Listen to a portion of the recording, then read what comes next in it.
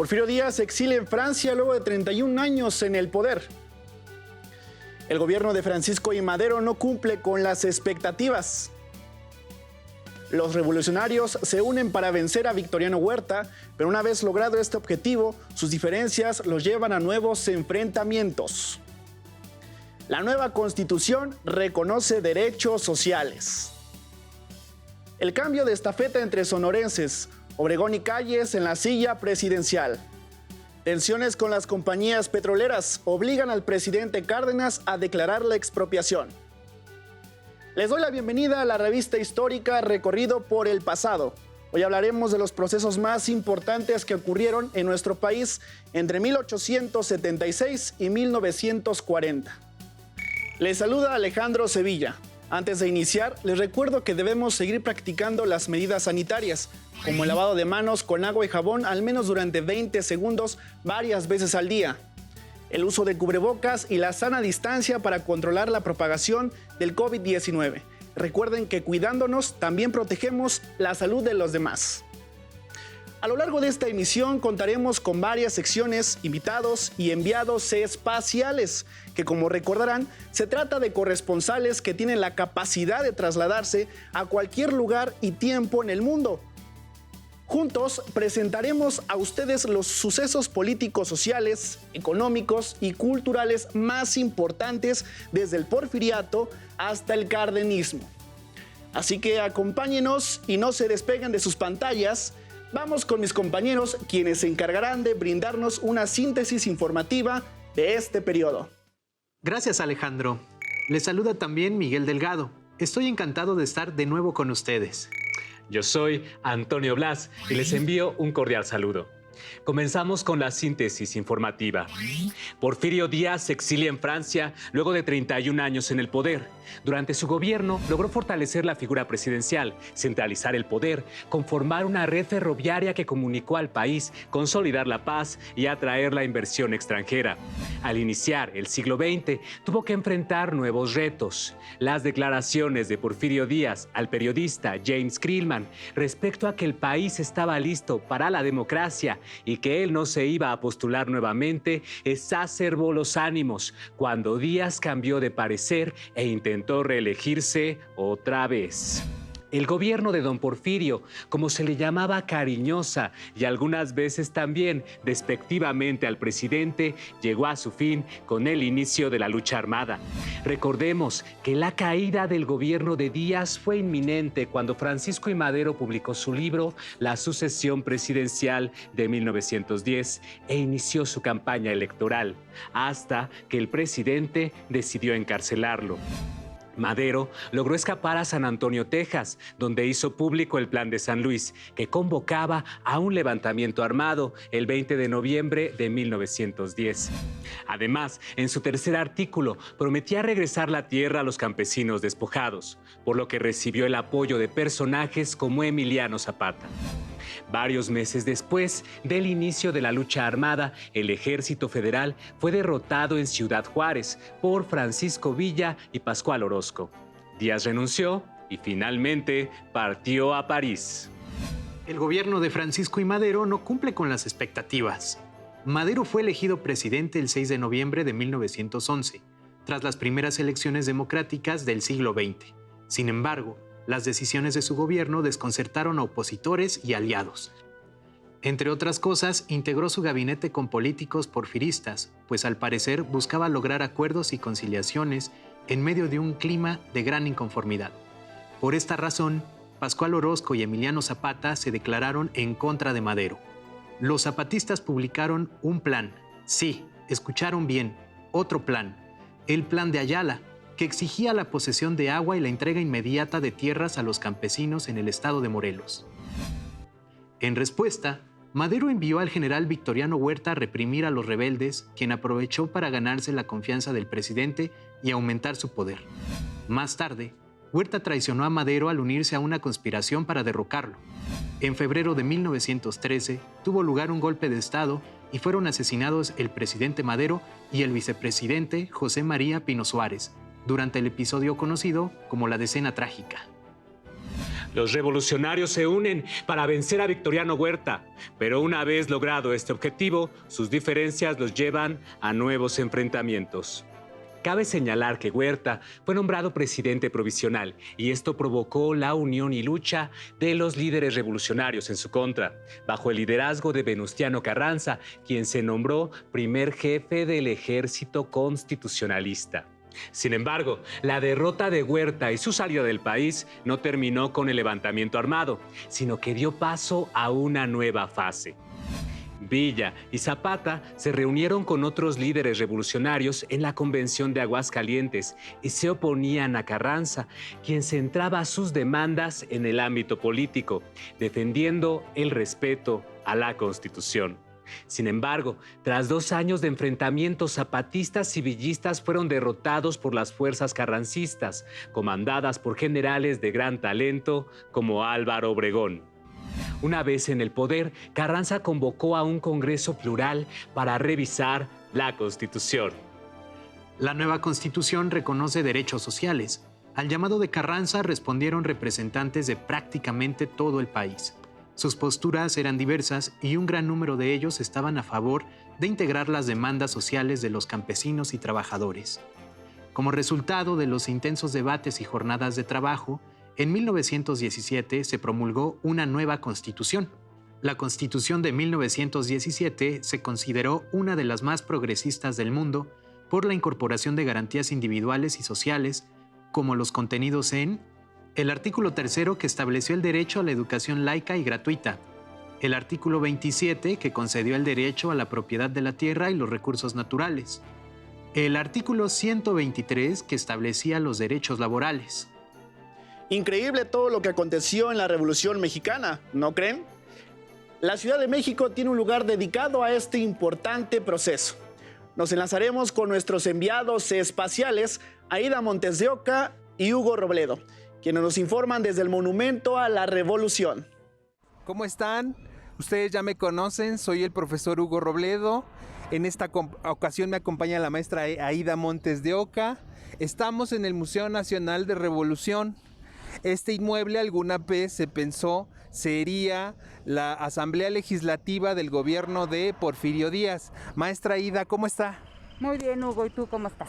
Muy bien. Efectivamente estamos aquí en este edificio y en la explanada del Museo y Monumento a la Revolución. En este lugar se ha convertido realmente en un ícono para la Ciudad de México. El museo además alberga un mirador y muchas cosas que vamos a descubrir en este momento. Así es, este edificio es representativo de la Ciudad de México.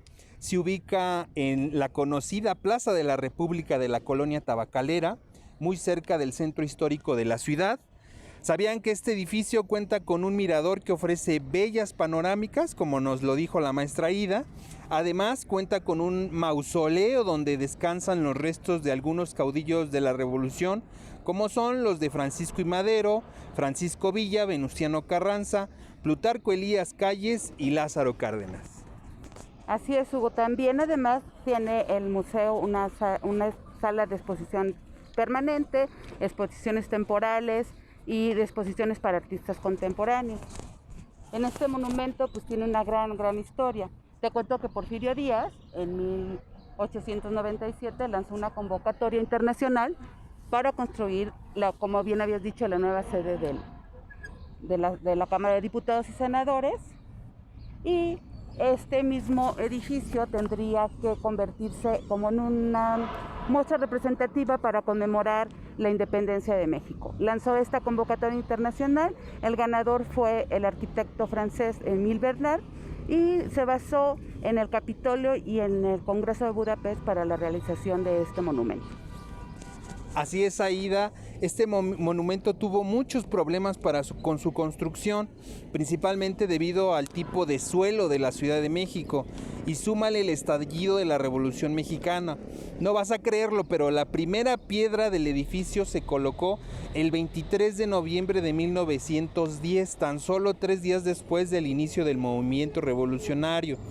La obra se quedó sin recursos, ya que estos fueron utilizados para combatir los levantamientos armados en el país. Hacia 1933, como bien lo mencionas, Carlos Obregón Santa Cecilia rescató la obra inconclusa y el monumento fue construido con 4 pilares, obra del maestro Oliverio Martínez, que simbolizan la independencia, las leyes de reforma y las luchas agrarias y obreras. Con base en esta propuesta se le dio un nuevo significado al espacio para conmemorar la revolución. Fue hasta 1986 que el sótano del edificio se transformó en el Museo Nacional de la Revolución. ¡Wow! ¡Qué interesante es la historia del edificio, Hugo!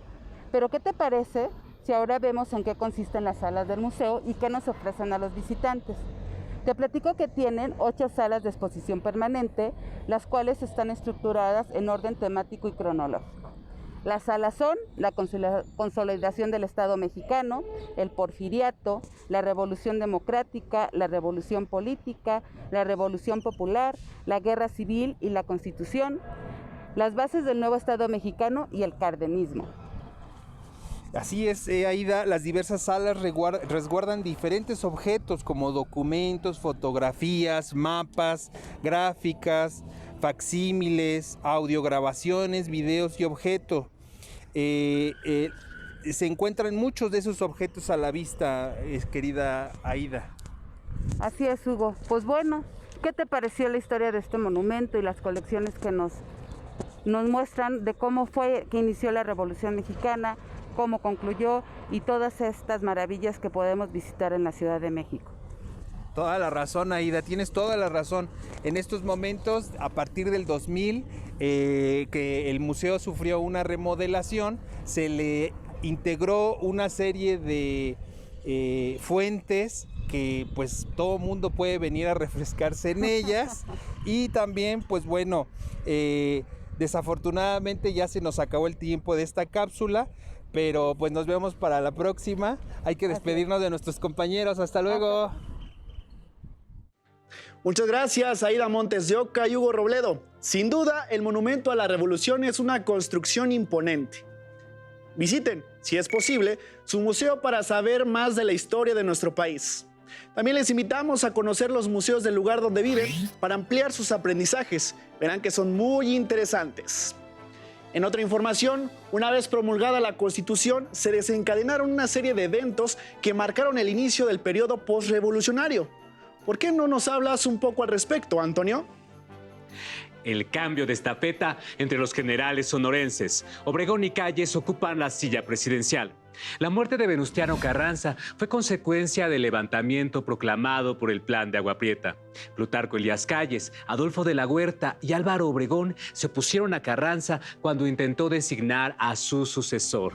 El aún presidente se vio obligado a huir a Veracruz, pero fue interceptado y asesinado en Tlaxcala-Altongo, Puebla. De 1920 a 1924, Álvaro Obregón fue presidente de México. El general sonorense no solo era un militar talentoso, su facilidad para formar alianzas le permitió fortalecer su poder y controlar a varias organizaciones populares y distintos grupos políticos. Concretó una serie de medidas para cumplir con las demandas revolucionarias plasmadas en la Constitución. Así, inició el reparto agrario y creó la Secretaría de Educación Pública en 1921, dando con ello un gran impulso a la educación y a las artes en todo el territorio, junto con el secretario José Vasconcelos. Obregón decidió imponer como sucesor al general Plutarco Elías Calles, el cual fundó importantes instituciones como el Banco de México, encargado de emitir moneda y realizar tareas para la estabilidad financiera a nivel nacional. Aunque no todo con él fue felicidad, ya que su sexenio se vio oscurecido por la Guerra Cristera, que fue un conflicto entre la Iglesia y el Estado entre 1926 y 1929, provocado por la suspensión de cultos, donde desafortunadamente murieron muchos campesinos y soldados. La influencia de Plutarco Elías Calles fue más allá de su periodo presidencial. Entre 1924 y 1928 fundó el Partido Nacional Revolucionario, PNR, que desde su origen fue un instrumento para conservar el control del país.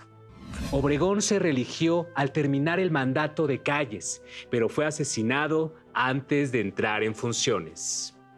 Tensiones con las compañías petroleras obligan al presidente Cárdenas a declarar la expropiación.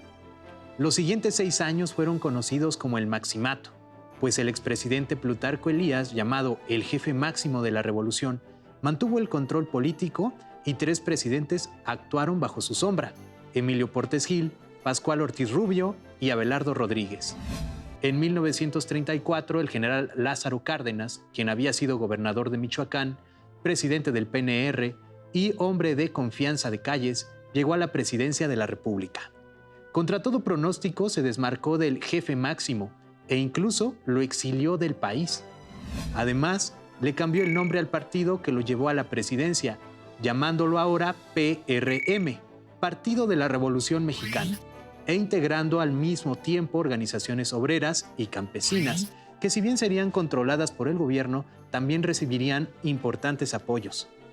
Durante su gestión realizó la más completa reforma agraria y la expropiación del petróleo, el 18 de marzo de 1938. La expropiación petrolera, a partir del cardenismo, fue un factor determinante en el desarrollo de la industria nacional. Es momento de la sección Jugar para Aprender, a cargo de Mercedes, Aida y Héctor Jiménez. Vamos a la parte más divertida de esta sesión. Jugar para aprender. Héctor, estoy emocionada por ver qué nos tienes preparado. Cuéntanos, Héctor, ¿en qué consiste el juego? Hoy jugaremos la carrera histórica, que consiste en recorrer un camino al responder una serie de preguntas y avanzar las casillas de acuerdo con el número que marca el dado. El jugador que llega primero a la meta es el ganador.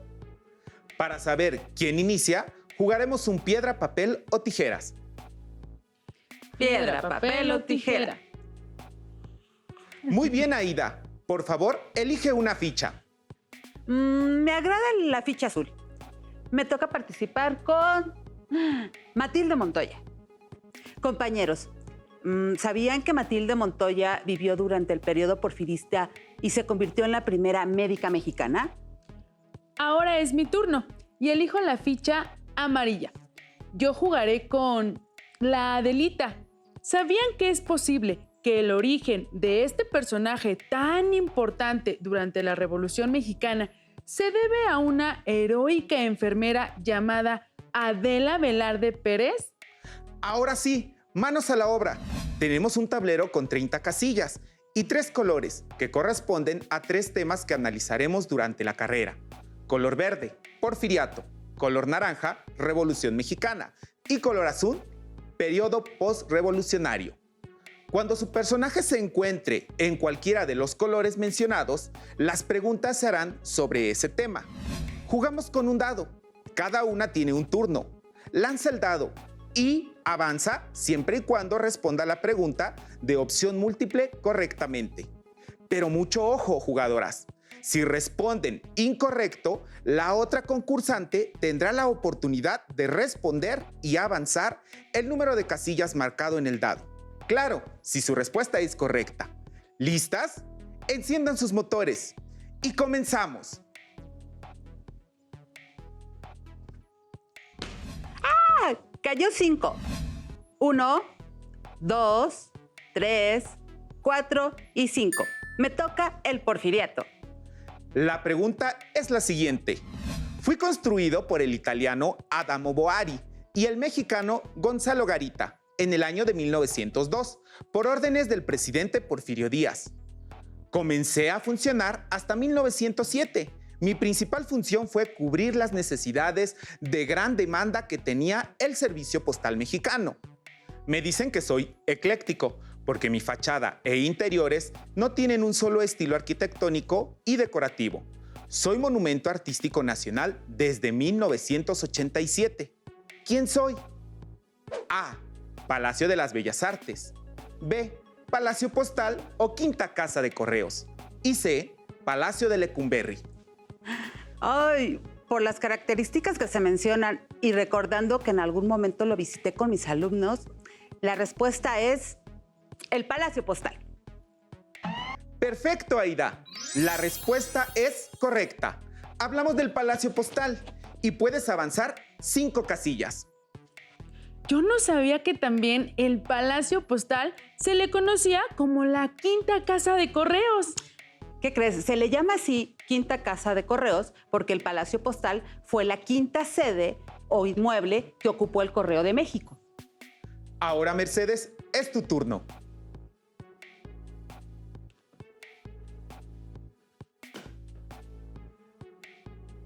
¡6 puntos! Aida, si te descuidas, te gano. Continuamos con el Porfiriato. La pregunta es la siguiente. Nací en 1840 y fallecí en 1912. Soy reconocido como un pintor prominente. Plasmé en mis lienzos la geografía nacional y mis paisajes son considerados como un símbolo nacional. Logré el reconocimiento artístico mundial y recibí galardones en Estados Unidos y Europa. ¿Quién soy? A. Juan Cordero. B. Leandro Izaguirre. O C. José María Velasco.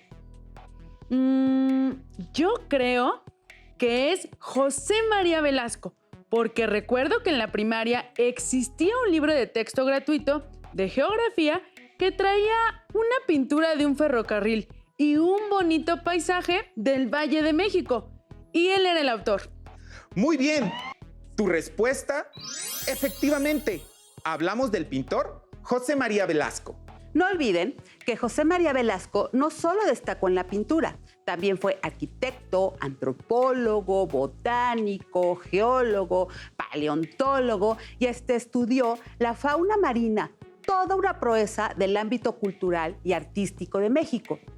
Por cierto, ya que mencionamos al artista José María Velasco, ese es el nombre de la escuela donde trabajo. Pero no nos detengamos, continuamos con el juego. Es su turno, maestra Aida. Uy, qué emoción. Ay, qué emoción. ¡Ah! 6 puntos, Mercedes. Llevo una buena racha de tiros. Espero avanzar mucho. Para avanzar esos 6 puntos, tenemos que contestar la siguiente pregunta, que corresponde al color naranja y al tema Revolución Mexicana. Dice así. Fui redactado por el profesor Otilio Montaño, por encargo de Emiliano Zapata y promulgado el 28 de noviembre de 1911. Entre mis ideales, recojo 15 puntos que muestran los ideales, el eje y los objetivos de la lucha zapatista, destacando el reparto agrario y la protección a huérfanos y viudas por la revolución. Mi esencia fue rescatada y plasmada en el artículo 27 de la Constitución de 1917. ¿Quién soy? A. Plan de Guadalupe. B. Plan de San Luis. C. Plan de Ayala. Se trata del Plan de Ayala, documento en el que Emiliano Zapata desconoce el gobierno del entonces presidente Francisco I. Madero al considerar que no cumplió con las expectativas y compromisos que defendía el Plan de San Luis. Es correcto. Avanza los 6 puntos que cayeron en el dado. Hasta aquí vamos a avanzar en el juego. Pero ustedes pueden armar su propio tablero en casa, con las dimensiones que prefieran. También pueden abordar distintos periodos históricos para formular las preguntas y divertirse con sus compañeras o compañeros de grupo. Todo está en su imaginación. Agradezco a las maestras Aida Montes de Oca y Mercedes Mejía, y a todas y todos ustedes por acompañarnos en esta carrera histórica. Regresamos con Alejandro. Muchas gracias, compañeros, por su sección que nunca deja de sorprendernos. Para cerrar esta emisión, haré un recuento breve. Recuerden que en el periodo que va de 1876 a 1940, el país experimentó muchos cambios. El Porfiriato fue una etapa de la historia de México en que el progreso económico se concentró en pocas manos. La Revolución Mexicana llevaría las demandas sociales de los grupos más desfavorecidos a una nueva constitución, la de 1917, que nos rige hasta la actualidad. Los gobiernos posrevolucionarios estuvieron en manos de caudillos militares que fundaron varias instituciones y realizaron acciones como la reforma agraria y la expropiación petrolera. Reformas que transformaron casi totalmente al país. Ahora, para finalizar, les recuerdo el reto de esta semana. Recuperen sus apuntes y trabajos de la sesión anterior y sigan complementando su línea del tiempo sobre el periodo que repasamos hoy. Agreguen los hechos que consideren más relevantes del Porfiriato y hasta los primeros gobiernos posteriores a la Revolución Mexicana. Pueden integrar en ella los acontecimientos políticos, sociales, culturales y económicos más importantes. Agreguen imágenes, recortes y datos que les sean significativos para recordar la información. Nos vemos pronto en otra emisión de su revista histórica, Recorrido por la Historia. Recuerden que para superar el reto, pueden pedir ayuda a su familia o consultar la información de su libro de texto de historia. ¡Hasta la próxima! Si tienes dudas o necesitas ayuda, llama al Centro de Apoyo Pedagógico a Distancia. El número de teléfono para secundaria es el 55 36 01 71 23. Si requieres consultar los libros de texto en versión digital, recuerda que los puedes encontrar en la página conalitec.cep.gov.mx. Y recuerda que también cuentas con el sitio aprendeencasa.cep.gov.mx, en donde podrás ver nuevamente los videos de los programas y además encontrarás actividades para fortalecer tus aprendizajes. También te invitamos a que consultes la plataforma nuevaescuelamexicana.cep.gov.mx.